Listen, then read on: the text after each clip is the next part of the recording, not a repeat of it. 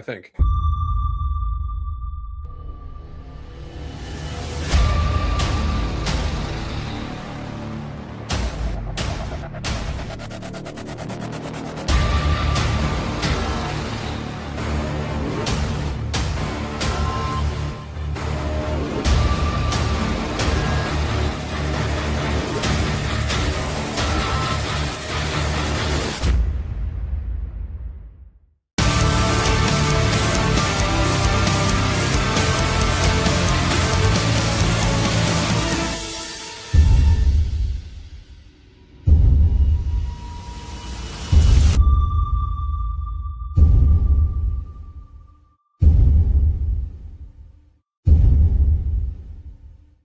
How's everybody doing today? I am here with Angelica Unfiltered. What's going on?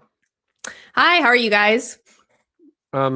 So tell everybody a little bit about. I mean, it's funny that the people that are coming here are going to know who you are, but just for the people that might not, tell everybody about yourself, your story, and what's recently happened, and what you plan on doing about it.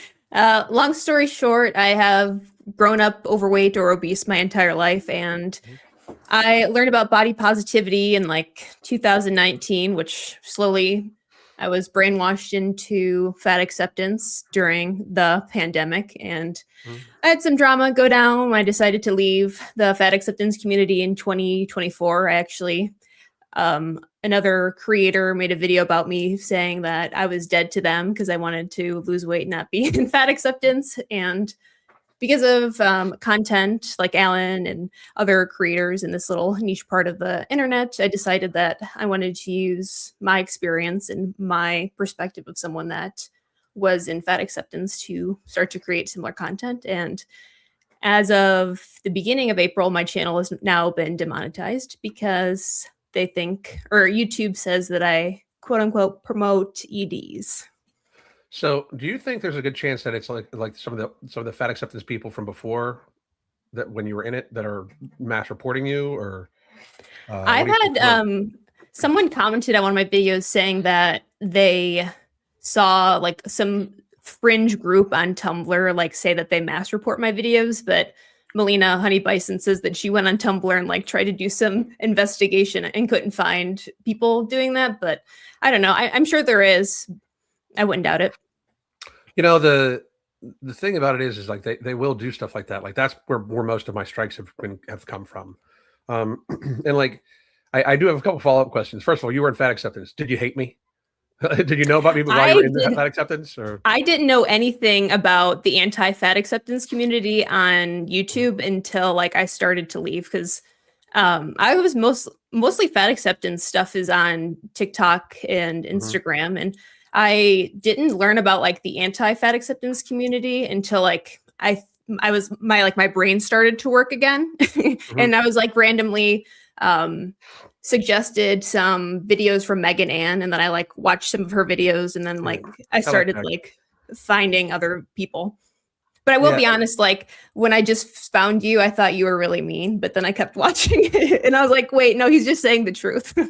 Yeah, that's the thing. Like, and I always say this, like, if I was really mean, I'd tell you to go get a pizza. You know what I mean? Like that's sabotage. But yeah, like what they do to each other, because they I'm sure, as you saw when you try to get out of fat acceptance, because I've interviewed a bunch of people that have tried to get out, and it's always the same thing. Like first they think of you as a traitor, and then they devalue you, and then they will immediately, like, it's wild for a group that doesn't want things based on their looks. They'll immediately go to your looks, those sorts of things, you know.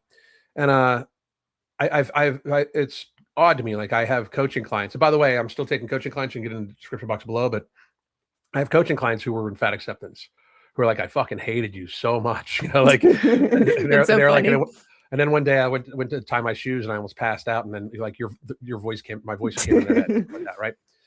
I just think it's like such a testament to you, though, because the rhetoric, especially in 2020, in 2024, that's when fat acceptance was like balling out. They were like, that's when laws were being set in New York that you can't call somebody fat without it being like basically illegal. Like, so leaving at the height of it, that's pretty fucking, that's pretty gangster, honestly, because realistically, that's when they had the most power ever, you know? Well, the person that made a video about me their video got like 1.4 million views, and then like my response got like another million views. Like it was like I hate to be like, oh, it was viral because it's TikTok and you could like fucking like fart weird and you get a million views, but it's like it was. I feel like it was pretty intense. And then like I think Megan Ann and then Obese to Beast and like a handful of other people even like made videos about it too. So it did make a little bit of waves. And they don't let me on TikTok. Like I have an account. It's like my 14th account. Because the first one I had was in like 2020 or 2021, and like I went viral on TikTok for talking about Lizzo was talking about how she was dunking an Oreo for the first time. I'm like, are we fucking serious? We're gonna believe that she's dunking an Oreo for the first time? I mean, this is the first time she's ever dunked an Oreo in milk. Yeah. And it went viral, and then they like I think it got up to like 150,000 subscribers in like 3 days. You know That's what I mean? a lot. And then they just deleted it, like the whole thing. So I started a new account, and I would say something, it would go viral. That one was like when I was like, so if a man can just proclaim they're a woman, can I just proclaim I'm black? And they fucking deleted it. You know, like shit like that, you know? And I find TikTok to be an interesting wealth of information. I use TikTok a lot, but I also found, especially old TikTok, to be very, very, very leaned towards certain societal things. Like I think that's why a lot of people feel very safe on there. Like if you notice, like Tess Holiday, she posts on TikTok a lot, but she has a YouTube channel, never posts on it, never posts on X, never Instagram's even really light. You know what I mean? I think it's just because it's a protection thing, and I'm totally good with that. Like, I mean, I think that to a great degree, like everybody should have a voice and stuff, and I don't think that anybody should be silenced, which is kind of what they're trying to do to you. They're making it so it is not as beneficial for you. They're trying to basically get you to not post, right? Yeah, dissuade, because it's like, oh, well, if you don't make money doing this, then you're probably not going to post it. And it's like, well, no, I'm still going to do it just a little less frequently. Because, I mean, as much as like, obviously the income from YouTube is really nice. You can never have enough money these days. But like, at the end of the day, like, I still do this because I want to help people escape the same mindset that I was in and show them like that weight loss is possible. It's, you know, 95% of diets don't fail, like and like just debunking all the crazy nonsense that people in the fat acceptance community say. Well, what I find the most amazing about it is it's just like the reinforcement that they give each other about it, like the 95% thing you brought up. Like no diets fail if you think about it. Like people say they fail because people will lose weight on a certain like diet and then they regain the weight. Like all diets, if you're in a caloric deficit, succeed. It's a matter of building a lifestyle that you can live with. That's one of the things that I think I learned early in my weight loss, because I lost like 130 pounds myself. That's something that I learned myself. It's like, well, I lost all this weight, but the second I started going back to eating pizza and bread, like, you know, I'm putting it back on. And that's, I think, the thing that then people view that as the failure, like the diet failed. But meanwhile, I'm the one that ate the fucking pizza. I'm the one that ate the bread, right? Yeah, you're going back to your old ways that got you fat. So what do you think is going to happen? Magic? Exactly, right? Right. But that is it's the thing of when people who like have a hard time with something, when they can get in a group collective and instead of blaming themselves and looking internally, they can put it on an external force. Like it's you know, it's the diet that did it. It's fat phobia, which is did you ever use the term fat phobia? Oh, of course. I have some horrible videos of me saying all this stupid shit, unfortunately. Do you ever do a video where you argue back with yourself? When I just started my YouTube channel and at the end of 2024, I reacted to all of my old content, and that's fucking amazing. It made my skin crawl. I can imagine. I look back at some of my content, I'm like, oh God, not good. But the whole concept of that, like how did you hear about it the first time? Like how did you hear about fat phobia the first time? Like what were your thoughts on it originally, and then when did you realize like this isn't really it? I feel like, so I I joined the body positive movement because I had my first and only outbreak of HSP vasculitis, which is basically like the blood vessels in my legs exploded and I have like blisters and I looked like basically like half zombie. So I found out about body positivity because like I felt so disgusting and I was like felt unattractive and like I didn't love myself because I looked just so weird. But then slowly over time, like fat acceptance kind of like ate up body positivity, because body positivity is supposed to be for like people that had no control over like their circumstances, like burn victims and stuff like that.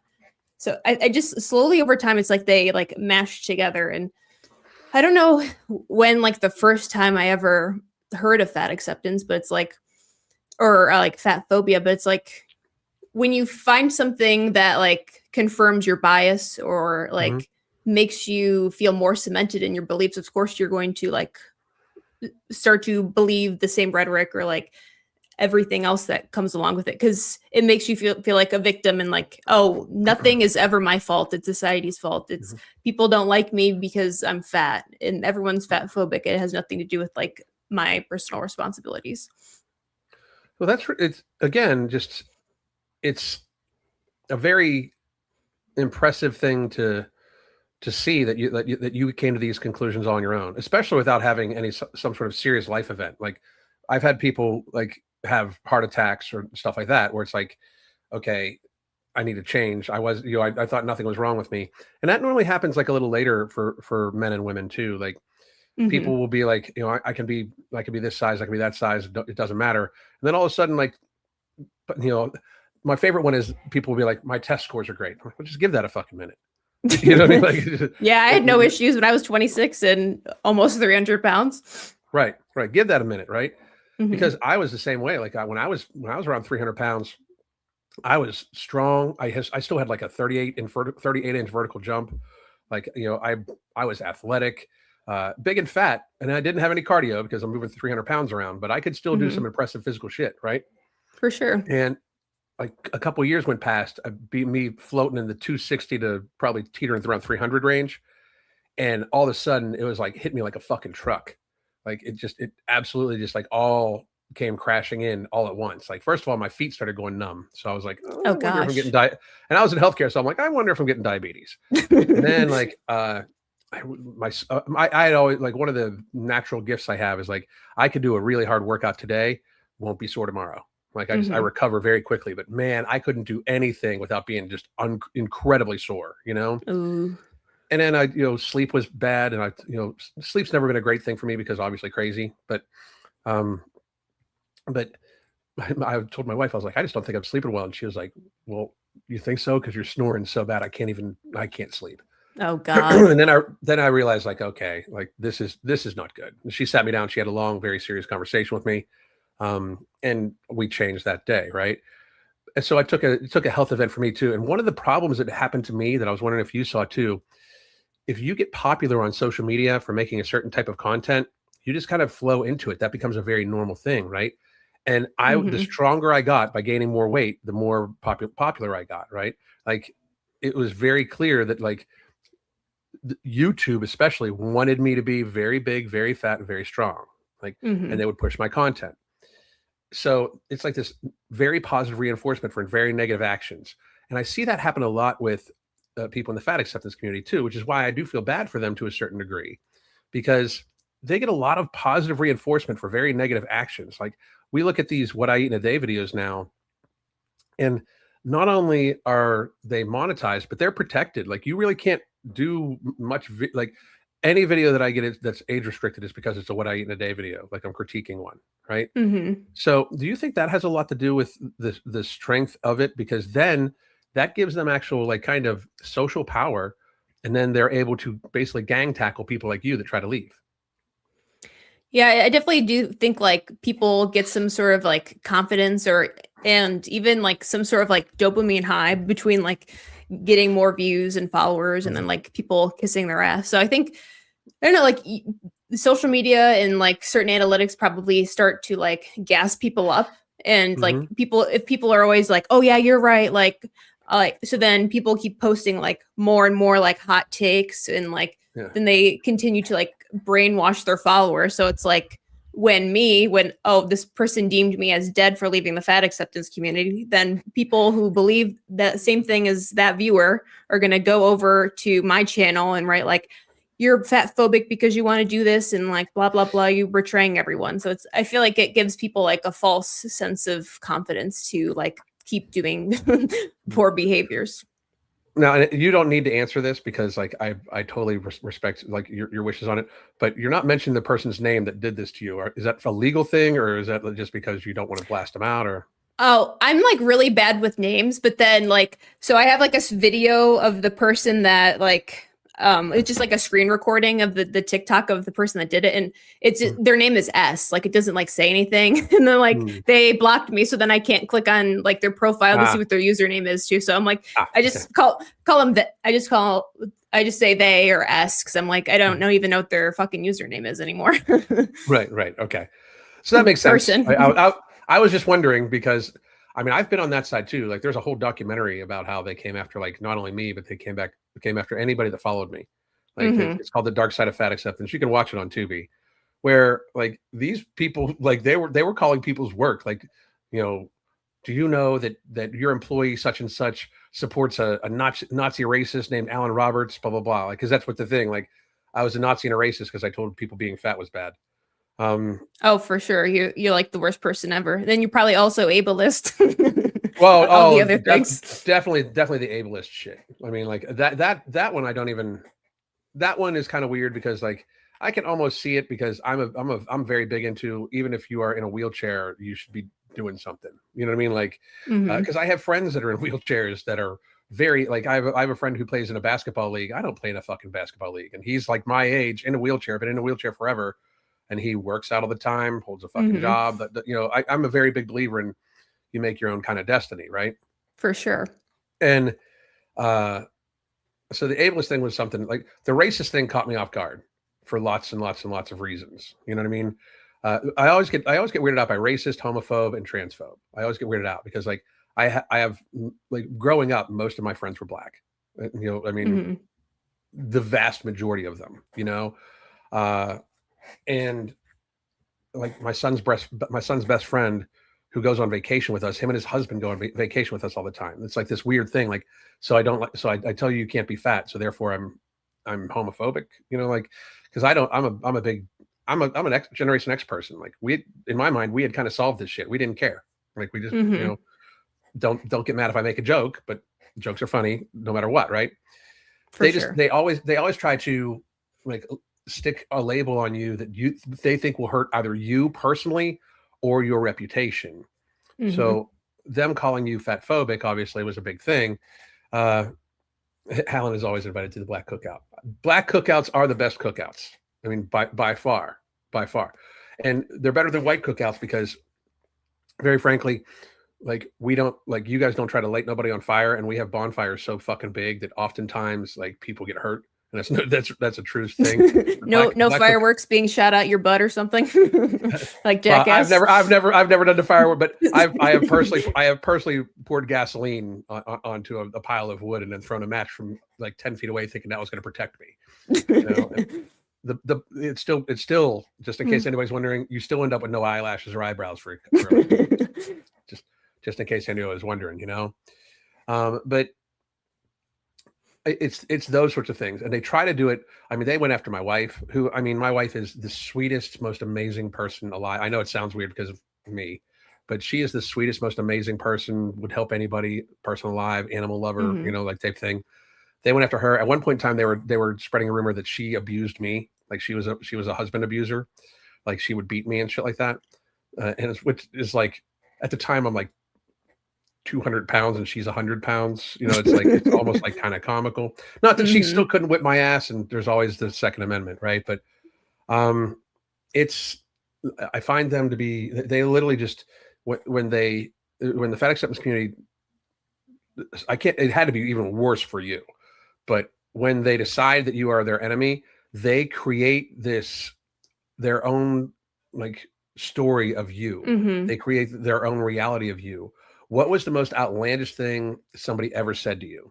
You know, like that was totally not true, but they made up about you. I don't know if I could think of anything off the top of my head, but like a lot of I wanted to talk about like the racist and everything, because please. A lot of people in fat acceptance will say like, well, fat phobia is rooted in anti-blackness and ableism and misogyny and racism and blah blah. So it's like it makes you scared to even like want to lose weight or do anything that's quote unquote fat phobic, because then you don't want all these labels. Like when most of the like if you hear that someone's like racist, it's like, okay, you don't want to like associate with that person, or like because you're gonna automatically think that they're like a bad person. So it's like you get scared to even like fight with them or like push back against them, because then you get all these like horrible labels that are like thrown at you, even though like you might not even be those things. You know what I mean? But I don't know if I could. I don't read too many mean comments or go on Reddit or Tumblr or anything that often, but a lot of the times right now it's just people telling me that I'm mean or like, and I don't really feel like I am. I know I can be a bit harsh and I don't mince my words and I like to make jokes and stuff, but most of the times it's just mean or ableist or something like that. That I feel like I didn't get like a smear campaign, maybe like you did. I just got a bunch of morons on TikTok commenting on my posts. I got you. The mean thing is like, to me, that's such a weird thing. Like, because don't get me wrong, with my sense of humor, if I really want to lay it on, and there's sometimes where I can feel myself. I've even watched some of the shit where I've said, and I'm like, all right, that was a little far, but it was funny. As long as it was still funny, we're okay, right? Yeah. But there's like, I really honestly just like kind of just put it out there where you know I say something and I try to get it to be a little funny, because here's my thing about fat jokes and bald jokes. They're always funny because they're always rooted in truth. Like, you know what I mean? Like and also like you have sat here and you've talked about your own insecurities and stuff like that. And I'm sure you do the same thing where you kind of poke fun at yourself, because any good creator kind of does that a little bit, right? Oh, for sure. And I do that all the time because I know I talk weird. I have rampant ADHD. I'm crazy. Like, I mean, I call myself crazy all the time, right? And I just think people need to recognize that, you know, if you can make fun of yourself, you should be able to make fun of anybody you want. And making fun of, as long as it's not meant to be, like, as long as it's not rooted in untruth, I'm sorry, but it's fair game, you know? And that's where I think the difference is, where people like you, myself, I've watched Honey Bison, I've watched Stella, all these people, I've watched all your guys' content, and anything you guys say, as long as it's rooted in truth, sometimes I'll even read your guys' comments and there'll be a few commenters be like, oh, that was too far. Is it? Like what is actually too far? Because here's my thought. People like you, myself, Stella, Honey Bison, all these people, even John, even though he's a fucking fuck up. Anyway, but you know, we provide a service to society that's absolutely necessary. We are the counterbalance for people that are literally trying to eat themselves to death. They hurt themselves with food, right? And they're addicts. Like, and I wanted to get into the addiction portion of this with you in just a couple minutes, but they're addicts. And if there's no counterbalance, if it's just people applauding unhealthy behaviors and rewarding unhealthy behaviors or ignoring them, nobody's going to change. Like, this will only get worse, and it will be impressed upon younger and younger people that it's okay. And right now we've got like 12-year-olds that are 200 and some pounds, you know, and that's very bad. That's very, very, very bad for society. It's very bad for the person, but it's very bad for society, right? On so many biological levels, when it comes to everything from IQ to chronic illness development to average life expectancy and dependency on programs. It's bad in so many ways, but it's also really just bad for the individual, you know, because you and I both know, and people can argue this till they come home. I have had so many morbidly obese people argue back with me, well, I'm healthy and I feel great. No, the fuck you don't. Like, I'm sorry, but no, you don't. Like, you don't know how horrible you feel until you feel good. That's right. Like, especially because this is a whole new crop. Like, I grew up very athletic, very lean, and I just got fatter as I got older, right? I started my food addiction, my binge eating disorder just started packing the weight on, and then people were applauding that shit, and that made it worse. But if you've been fat since you were younger, it's very hard to understand what good feels like if you've never felt it, you know? So you said you grew up big, right? Like, I grew up like normal big. I wasn't like now an alcoholic fatty liver at 10 years old like the kids nowadays. Yeah. So tell me like walk through that. Like walk through like your story about how you gained weight and what it finally led to, and how you made the change. Like, what was the aha moment? So you already talked about the legs, but like, was yeah. there anything else beside that, right? Not really. Like both of my parents growing up, I mean, they're both still obese. But at one point, my dad was 450 pounds. I think that was when I was like, I graduated high school, but he was still like fucking huge, like my whole entire life. Like probably, I don't think I ever saw him like below 300 pounds before like he got the surgery. And then my mom's always been obese too. She's probably like normal American obese, you know, like a size 18 in women's. But yeah, and then like growing up, I have twin sisters they're twins, not me. Like I have two sisters that are younger than me, and like during the summer we would all go on family diets and lose weight. But then of course we would all gain it back when school started again, and then just that kind of cycle just happened throughout my whole life. And then I gained some weight when I was on steroids, and I had my first boyfriend during like the leg time.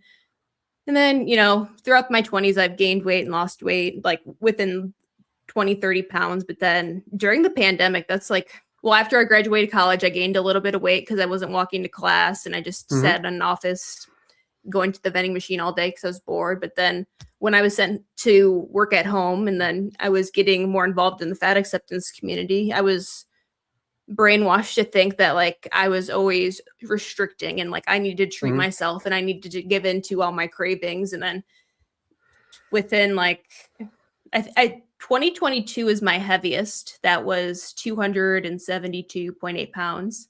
How tall are you? And that I'm 5'5". So I was probably like morbidly obese at that point. Yeah. Oh yeah. For sure. And then I knew I didn't like myself, but I knew like there was still something wrong with me, so I couldn't like go on a diet right away. So I just slowly like started making some lifestyle changes. And I remember I had to see my PCP in April of 2024. And I just started like leaving some smaller bites of food on my plate and started walking more and drinking more water. And I lost like almost 30 pounds with not even really like trying in 2 years. And then in 2024, I was like, you know, I lost 30 pounds with not even trying. Like I thought I was a skinny legend because I was 240 pounds. And I did that. And then that made me realize like, you know, let me count calories and like actually start trying and putting more effort into things. And then I think in March, I finally beat obesity. I'm now overweight according to the BMI. Once I lose another like 20 pounds, I'll be considered a healthy weight. So it's just really like you keep saying that, and then like so many other people in the fat or like so many people in this community keep being like, I can't believe like you changed your whole mindset, or you can't believe like you're just so different now. And it's like, I don't know. I feel like there's some sort of like miracle that happened in my brain that I was unaware of that like has gotten me to the point that I am right now. Well, a couple follow-up questions. You said you just started watching what you ate. What did you actually cut out? What was the thing you cut out? Well, I just started leaving like small bites of food. Like when I lost my first 30 pounds, you know, just cutting back the portions a little. Like, and then when I just started counting calories, I basically was still eating whatever I wanted. But then the more weight you lose, of course, you have to like care about more things. So I try not to eat like as many carbs, obviously, like I still do, but protein. And lately I've been eating more fat, lots of more eggs and cheese, and enjoying more rich food. So one of the things you pointed out, one of the things we have all of our clients do, it's the portion size thing, right? Because that is actually where, like, that is actually the issue, right? Is that, first of all, American portion sizes, for any of you that have never traveled abroad, our portion sizes are insane. like they're crazy compared to everywhere else around the world, right? And secondly, when you do that, you're setting a cutoff where it actually almost eliminates the possibility of like, I'm going to go back for seconds, which a lot of people do. And that's the tipping point when people all of a sudden start getting a second bowl of stuff. That's the tipping point that takes people from, 260 pounds obese to 360 pounds obese, And I think that, you healed yourself. I think it was like, I always say this, deep down, there's like the common sense, like that speaks to you. Like, Mm-hmm. hey, like that last little bit of food might have meant that you didn't feel like the normal discomfort you felt like 20 minutes after you ate. Because that's really one of the things we talk about too, is for portion sizes, people will eat very quickly. I'm sure you also used to eat very quickly too, right? Mm-hmm. People will eat very quickly. That's 100% thing, by the way. Anybody that has trouble with weight, we all eat too fast. But what happens is you eat enough food so quickly that it outpaces your stretch receptors in your stomach, that then tell your fat cells to make leptin, goes to your brain, and then your brain tells your body to make GLP-1, which is the Mm-hmm. natural hormone to stop you from eating, right? And I think that, like, since you handled it portion size way, that on your own, I think that is one of the reasons why it was easier for to do so. Because one, that's immediate positive reinforcement by not feeling discomfort as much, right? And whether you Mm-hmm. realize it or not, your brain registered as like, oh, this wasn't as bad. Like, this wasn't as bad. Like, I mean, I used to eat to the point where I was in pain. Like, and the weird thing about binge eating, like, I would eat till I was in pain, and then that would make me want to eat more. Very strange, very crazy. Wow. But I think that, like, I think that it's a real testament to you that you came and did all these things, not only on your own, but literally while you were in fat acceptance, because that's a little crazy, because they talk about any type of restriction as it's an eating disorder. Like, it's Yeah. always amazing to me, like 400-pound women will be like, I don't want to develop an eating disorder. Like, what the fuck do you think you have? Like, you're 400 pounds. What the fuck do you think you have? You clearly have some sort of disordered eating, Mm-hmm. For and sure. it's, to me, uh, you're not giving yourself enough credit, really, because, like, it's one thing to lose weight, lose weight at, like, losing weight and getting out of fat acceptance, especially if you were heavily involved in the community. It's a big thing. You should be very proud of yourself. Oh, thank you. Oh, you're very welcome. So I always, when I talk to people, I like the first half to be like kind of an introduction. And I also like to leave it open to you. Like, do you have any questions, like, for me about content that you've seen? Or also, what would you want to say to, like, your audience, especially since, like, you're not, I mean, you post more, but not as often. Like, just candidly, instead of talking about a topic, you get to talk about you for a second. What would you like to say? Oh, I don't know. I'm not really prepared for this. Well, I am That's over. why I do that. No. Yeah.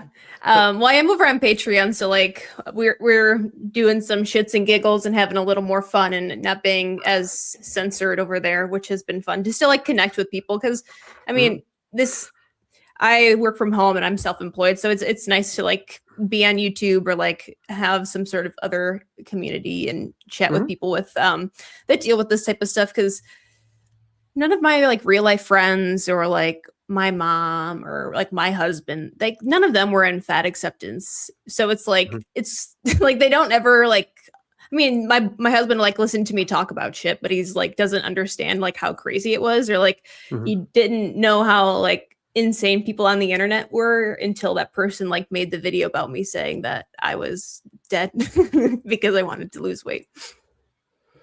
I gotta look that. I have to look and find that, because I'll I send did it not to find. you. Yeah, please do, because I might have a little fun with them.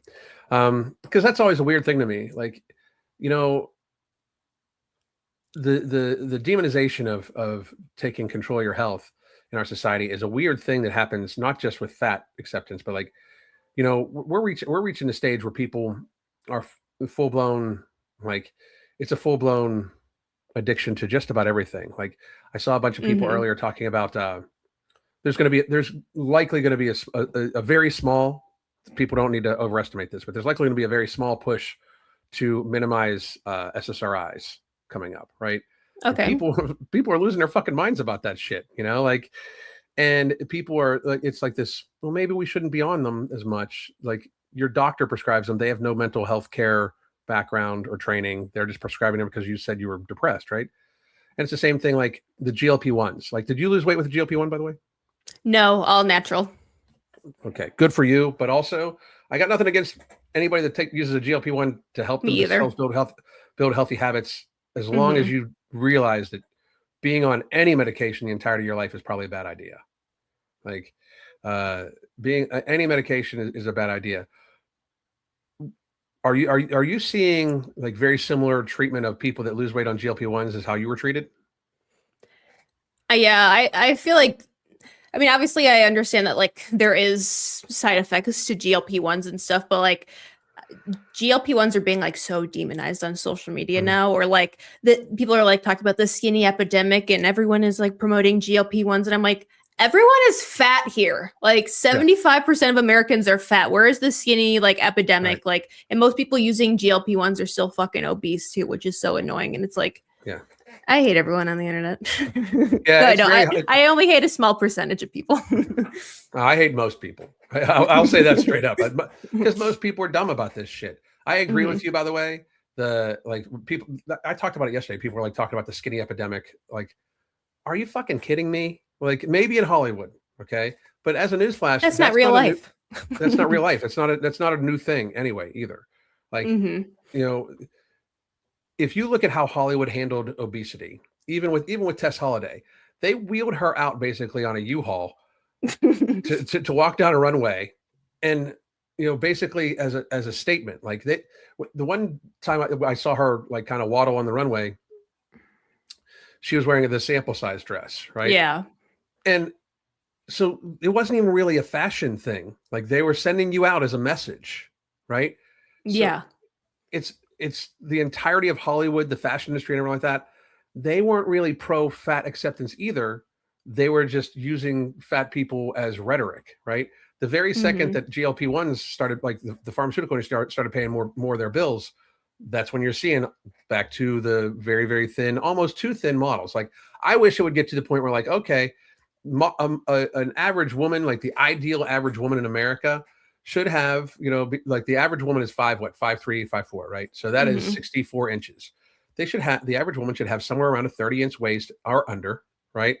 Uh, and have some musculature to them too. Like, the average woman probably shouldn't weigh 100 pounds. The average woman should probably weigh somewhere around 125, 130 pounds at Hmm. 5'3.5" tall, and have a decent musculature to them too. Because honestly, that's how men should be too. Men should have somewhere around a 32 to a 30-inch waist or lower, and have some decent musculature to them too. And the average male frame should carry about 170 pounds of weight.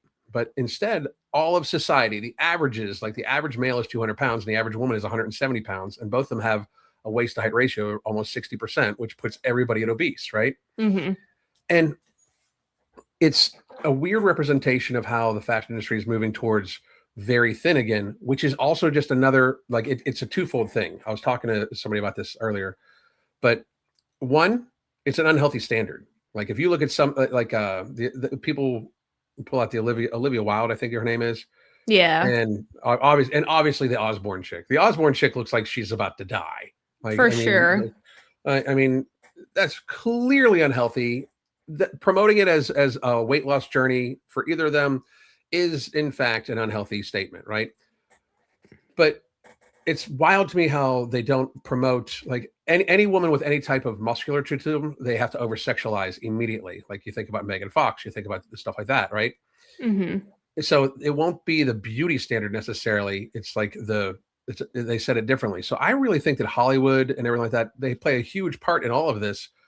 But along the same lines is, like, the average person, as you said, I'm happy you said it. The average person who uses Ozempic, over a 4-year period of time, on average, they lose 10% of their body mass. So if they started at 300 pounds, by the end of 4 years, they're normally at 270 at best. You know, And that's and still a way to go. that's a Much to long lose. way to go. And a lot of people can say, well, their diabetes is better well managed. Like, yeah, but if they weren't still 270 pounds, would they even have diabetes? Hmm. And do you think that craze will stay up, or do you think that society will kick back against it? Because you're obviously much younger than I am too, so I don't know how younger people are thinking about this shit. I don't know if this is like a unpopular opinion, but it's like I don't understand why people are so obsessed with celebrity and like everything like that. I mean, don't get me wrong. Like, I'm on social media like all the fucking time. I just had to delete Mm-hmm. Instagram off my phone because like I would go take a piss and like open and start scrolling. So it's like Mm-hmm. I'm online way too much too. But it's like I don't understand the constant like comparison of like all of these people, this like really small percentage of people when like our reality is just so different than theirs. It's like, why am I going to compare myself to Kelly Osbourne? Like, my life is Mm-hmm. nothing like hers. And like, I think that we should all be trying to live like the best versions of our own life and realize that like we are like regular, just normal human beings, and we need to focus on that and not be like. And it's just so funny because then it's like two people in the fat acceptance community are always talking about how these people are underweight and like they never want to talk about BMI, but as soon as like someone's technically like underweight, like that's bad and like that needs to be pointed out and talked about, but never like the overweight or the obese people. Yeah, well, I tell you, I take a lot more criticism about my body now than I ever did when I was fat. Like, and I'm talking a ton of it, a ton, you know.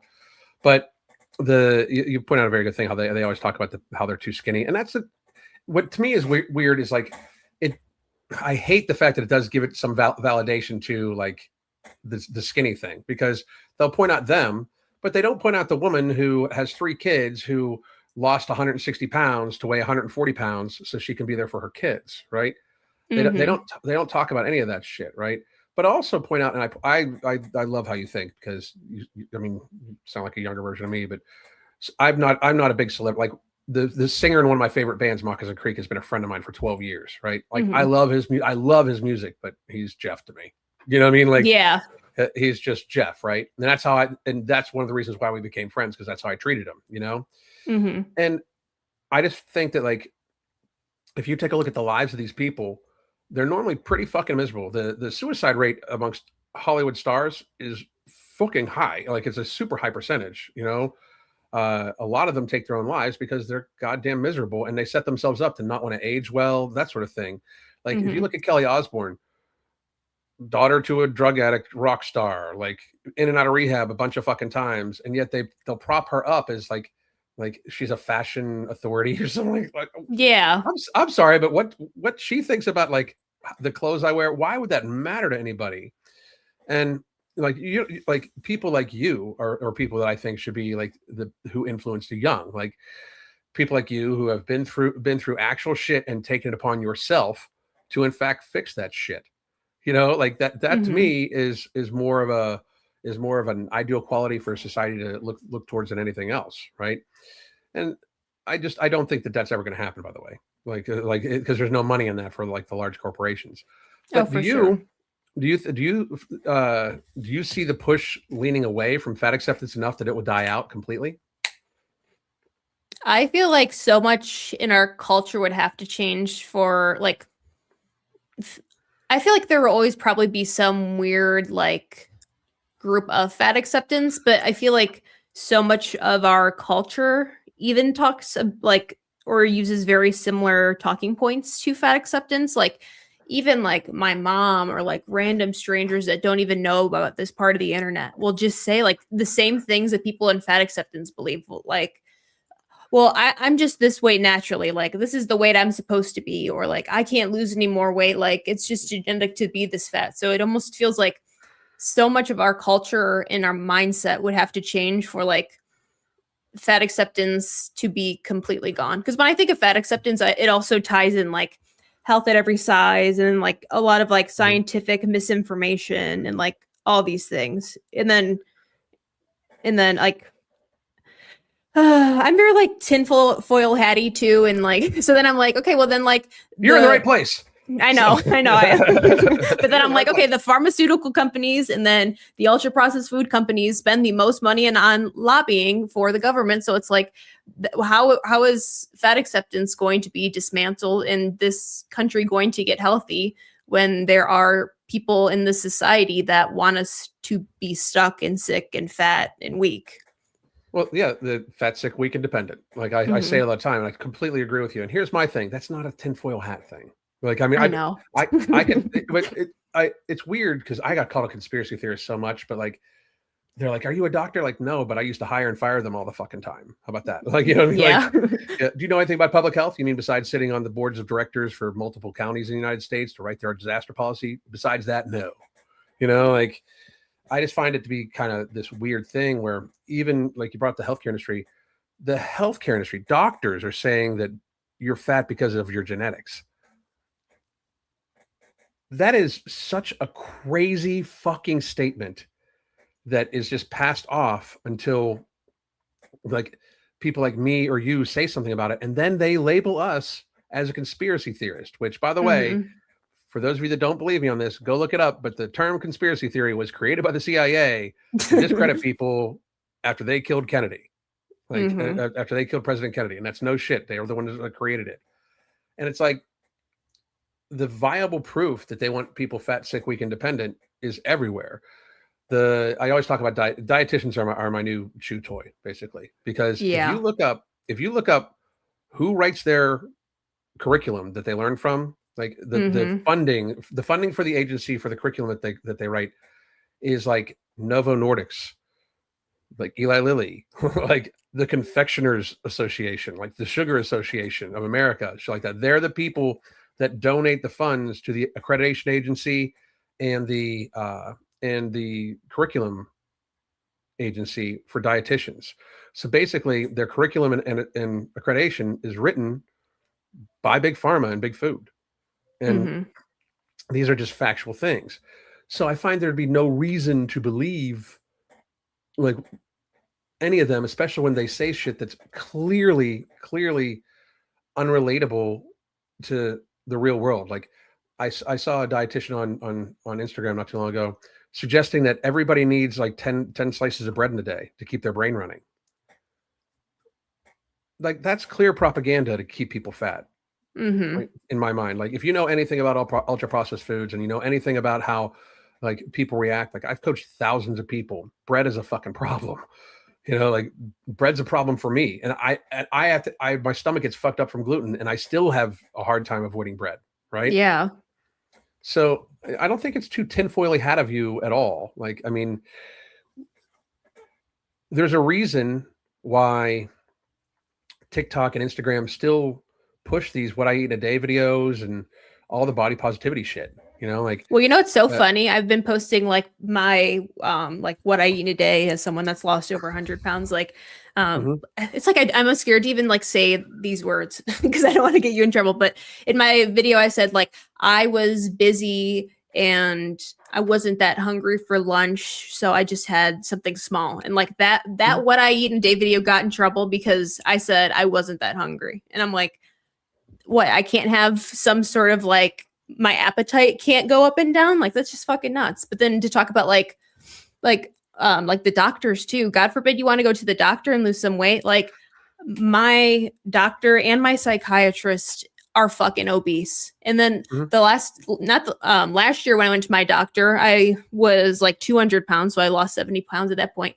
And she was giving me weight loss advice. And I was like, bitch, you're bigger than me. Like, why are you giving me advice? And then every time I see my psychiatrist, I'm like tapering off all my pills now because I don't want to take myself off the planet anymore. Because I was so depressed when I was in fat acceptance. And this lady my psychiatrist, has gotten the gastric sleeve and is now on Wegovy and still hasn't lost weight. And then she is asking me what I've done to lose weight. Every time I see her, I lose even more and more weight. She asks me the same thing every time. And God forbid, like, I know it's probably small talk because it's like my psychiatrist, but it's like, eat less, move more. And it's like, these people are the ones that's supposed to be helping me. Yeah. And they're not really doing much. Yeah. If eat less, move more didn't work, by the way, neither would Wegovy. Yeah. Like, I mean, like, I'm just saying, like, it wouldn't work. I find that to be like about 40% of our clientele are doctors and nurses that they can't keep themselves at a healthy weight. Like it's because they don't teach them how to, right? And you know, and it's not for everybody. So please, nobody get super upset by this, but I really applaud your efforts to get off the antidepressants and stuff like that. It's very hard for people. By the way, if you are going to go on one, please, if you're going to go on any medication, just please do this for me. Make sure your doctor explains to you every single possible side effect. Ask them how long they expect you to be on it and what the long-term ramifications of being on it, as long as they plan on you being on it, are going to be. If they stutter, if they cannot explain this to you, do not take that medication. You do not have informed consent, right?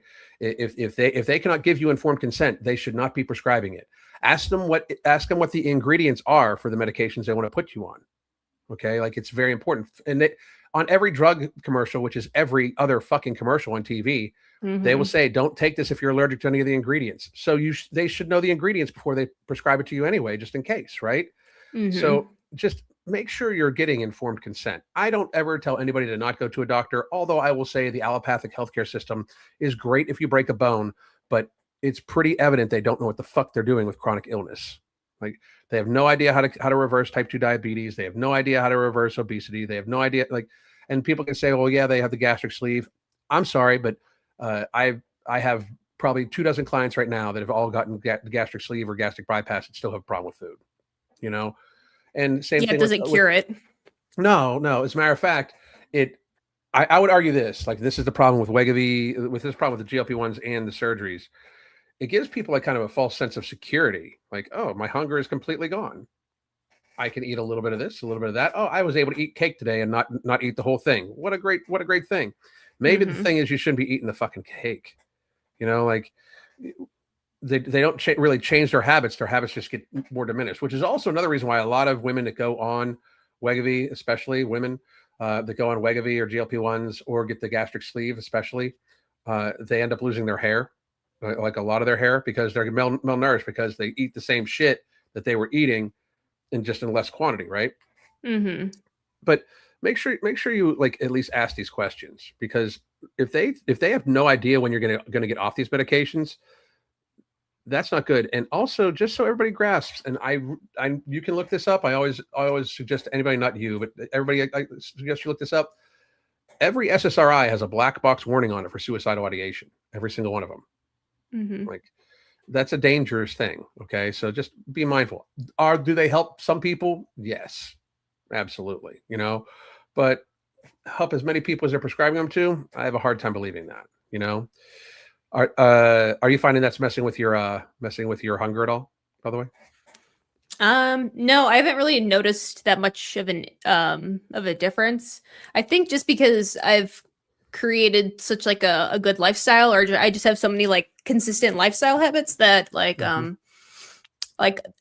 husband and I just moved to a new house, and we have like this huge woods behind us, and awesome. Every morning me and the dogs go out there. We walk for at least 30 minutes, you know, getting some fresh air and some vitamin D and working out basically as soon as my eyes crack open. So it's like so much of the lifestyle factors, I think, have also improved my mental health. I mean, just thinking about like how different my life was and like everything that I did like when I was 100 pounds heavier is literally like, it's been like a 180 switch. So it's like, obviously my mental health is going to get better, and I think will be fine once I completely get off pills. I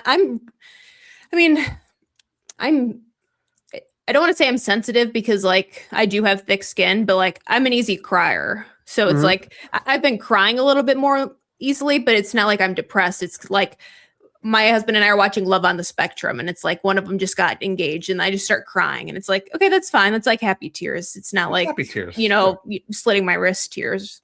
Yeah. Oh, they're happy tears. Like, I don't think there's anything wrong with that. Fuck, I walked out on the porch the other day and my wife was playing Ronin by Taylor Swift. Holy shit. I don't know if you ever heard that song. It's unreal. I collapsed. It's a normal thing though, I think, especially because this is something GLP-1s have in common with SSRIs. They basically blunt everything. You know, they take away like the feelings. They take away the life, frankly. That's what I find crazy. They take away the life. That's one of the reasons why people are like, oh, you know, GLP-1s help with addiction too. Yeah, because it's not necessarily a good thing. You're like blanking a person, right? And I'm a big believer that we need to start like just dealing with stuff the way you've done. So I got to go in a couple minutes, but I just wanted to say to you, I'm very impressed with you as a person, just for literally not just losing the weight, but being in the situation you were in when you started losing weight and everything you've been through for it. That's tough. No, I mean, that's hard, because like you're going against your social connections. You're literally going against your people basically at that point in time to be healthier. And that's a hard thing to do in our society. In our society, especially like at a younger age like you are, that's a hard thing to do in today's society. So I just think that like you should be very proud of yourself. And like I wanted to let you know, like your story is very, very, very inspirational to me, and it should be to everybody. And if you aren't already, please go follow her. I'm sure almost everybody in the chat is following her, but if you watch this afterwards, please go follow her. If you're from X, go to her YouTube channel, Angelica Unfiltered, or go to her Patreon and become a patron. And please follow her there. Because, you know, I think that, again, people like you, Honey Bison, like Stella, like people that have taken upon themselves to change their lifestyle, especially when you're younger, like you guys are, you are the people that society should be looking towards as like the role models for what to do, because it is not about always being perfect in life. Like and I will say this for the last thing, the people that have never, ever had weight problems, fuck off. Like you guys don't get it. Like for real, like this is a very, very, very hard thing. Like if you've never had struggled keeping weight on or keeping weight off, it's a very real struggle in our society. Society is literally set up to try to make you fat. And these are the people that you should be looking towards. If you don't like my particular brand of, you know, bullshit, like, and how I talk and everything like that, don't fucking watch. But you should at least look towards these young people as an inspiration to try to make sure you live your life in as healthy a way as possible, both mentally and physically. So I just wanted to thank you for coming on. Do you have anything you'd like to say? And please tell everybody where they can find you. I'm on YouTube as Angelica Unfiltered, and then I'm not really on TikTok, if you could imagine why anymore. But I am on Instagram as Angelica Violet if you want to follow me there. But thank you so much for having me. It feels like a full circle moment to be here, Alan. No, you're welcome back anytime. If you ever have something to say or anything like that, please let me know. And I'll probably reach out to you again and have you back on. And I do have your information. I'll get you started on the app and the iOS version of our app, which, by the way, you can get right up here. It's on Google awesome. right now. But if you have an Android phone, you can get it right now and get the $9.99 membership. I'm going to start a new group anyway on it. There's a Hunger Free and Happy group, which is just like the generalized group. And then I'm going to start like kind of a secondary group also on there for just random chats. But please do join. You get all the workout programs. You get all of the pre-recorded classes and the live workouts. You get to join the challenges, which right now we're doing a dailies challenge, which is as many push-ups, as many bodyweight squats, and as many minutes of planks, along with hitting your hydration and having a stress relief event every day. So please do join us there. And one more time, thank you very, very much for joining me. I appreciate it. Thank you for having me. Of course. Oh, I got the heart thing. That was cool. All right. Bye. Bye.